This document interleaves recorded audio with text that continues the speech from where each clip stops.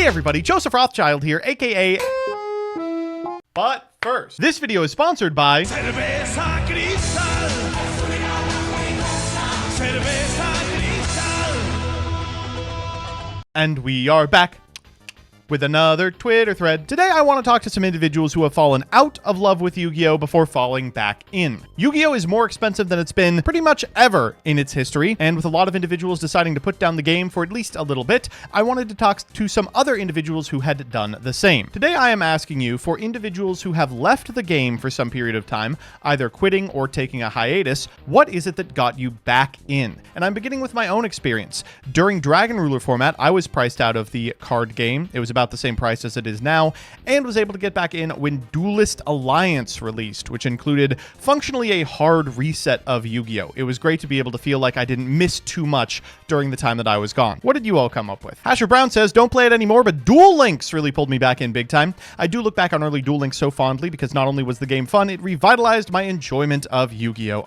Early Duel Links is remembered as like frustratingly bad and horribly unbalanced, which of course it was, but also it was a lot of fun. Take me back to 2017, I want to normal summon Sergeant Electro again. It's almost Breaker the Magical Warrior! Fox Cade says, fell off when they stopped putting out yearly simulator games. Since I had no friends that played, nor locals to go to, they were the only way I could experience the TCG. Tried the Duel Links a few times for nostalgia years after, but Master Duel releasing pulled me back in. I think Master Duel was the #1 mechanism by which people started playing the card game again. Fully automatic simulators. Dueling Network was fun, but I can only explain the skill drain doesn't work on Cyber Valley so many times before I want to pull my hair out. One of the joys of playing Edo Pro or the Dawn of a New Era or Omega was that you don't ever have to explain why something is working the way it does. Hexlex says, I played the TCG competitively, topping regionals and going to WCQs until 2016 when it stopped being financially feasible. Master Duel made playing more than one deck without going broke a possibility, and playing more than twice a week at locals, and being a content creator. Oh, great. Yeah, no, again, another Master Duel. The Law says, I quit directly at the start of the Vrains era because I didn't want to deal with Lynx and Firewall Dragon. A few years later, I'm looking at the TCG again, seeing a fusion archetype made entirely of theater kids, and thinking, yeah, it's time. This was Dama Despia, not branded. God, that deck was so bad. Setting the theater of Despia and trying to fusion summon into Masquerade. Hard leg. Oh yeah.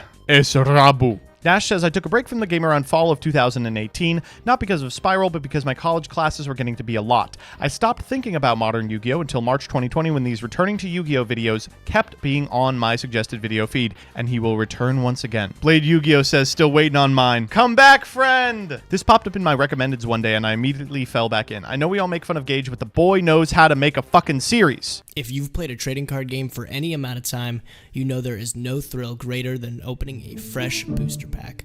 Why does he sound so weird? I know Gage thinks that this is like his magnum opus, and he'll never do anything better than it, but he's got the sauce in him. He has enough sauce in him to make this again. It's important to understand for the time, it was leagues better than anything else on Yu-Gi-Oh! YouTube. But you look back and it does kind of stink of like 2017 YouTube cliche. My answer is a little different because it's not any one archetype or card. More, it was discovering this specific series. I've always been interested in Yu-Gi-Oh! But never really had the resources to study it the way I wanted and experience the whole history. Until I saw this. Someday we will finish it. I saw a Fall Forward Junk Speeder Hyper Librarian replay and was hooked. As someone with a love for eggs and high tide, decks that just draw extenders to keep going always feel so exhilarating. Yeah. God, you know, every deck in Yu-Gi-Oh! Scratches the same itch as Storm for me, but nothing. I mean, nothing feels like exactly Synchron. Like, this deck was playing, like, Anti-Spell and, like, Forbidden Droplet main and shit, and the argument was like, well, if you get your combo off, you will draw 20 cards, and you'll just, like, see them. I think a lot of people returned because of this video or a similar one. I love the old Doug videos that have, like, 1 million views. Look at this, just... This guy annoyed me so much into getting back into it every time. Where did you get this picture? I think this is even an edit. I think that originally this graffiti said something else. Anyway, I didn't have to try too hard with Danny. First, I got him back into speed duels, and then we were recording 1v1s in our joint apartment. Soon, he was back in.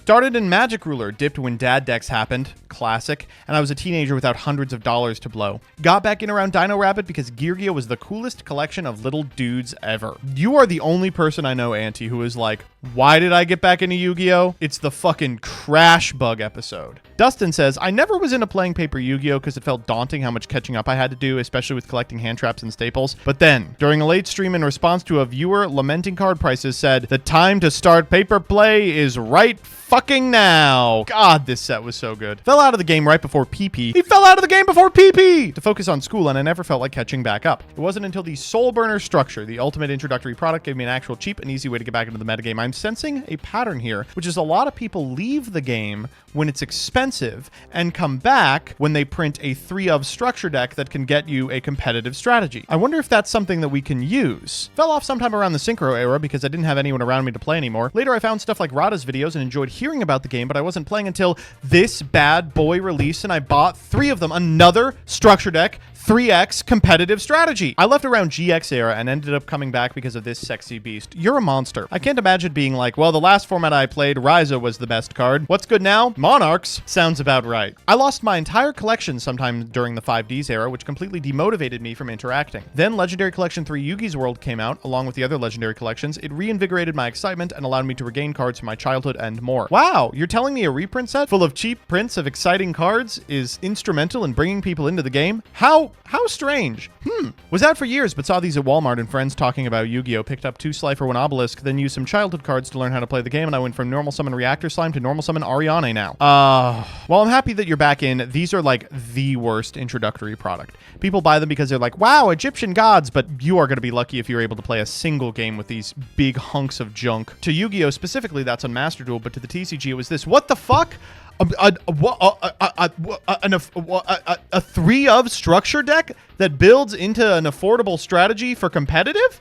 Wait a minute. You're telling me that that's instrumental to keeping people involved in the game? No, that doesn't make sense. I quit at Force of the Breaker and came back at Stardust Overdrive, just to moving it to a town so small that Yu-Gi-Oh! Cards didn't exist, as some people just don't have the chance to play paper. That's one of the reasons that I really liked that they're continuing remote dual play, even though like we have OTSs again, is because a lot of places, especially in the Midwest, there's just like not an OTS. I ran a D&D campaign where I had the Subterrors as NPCs and Elder Gods during a low point in my life. One of my players wrote me a letter thanking me for that game and sent me a copy of each of the Subterrors. Don't think I could leave it now. That is so sweet. Well, shit. It seems like we've cracked the code. It's either an extremely important video from a YouTube content creator, a 3-of structure that immediately gets you some sort of a competitive strategy, or easily accessible and cheap options for online play. I wonder if there's some way to capitalize on that shared experience. See you next time, folks. Dyer says, I took a break in 2019 to focus on more classes because I was worried I was going to fail, and that break ended up lasting the whole year. Then I saw a specific deck that I thought was cool from this video, so it's this video's fault I'm like this. An El Exordio video? Surely you could have done better. Also, I hope you passed.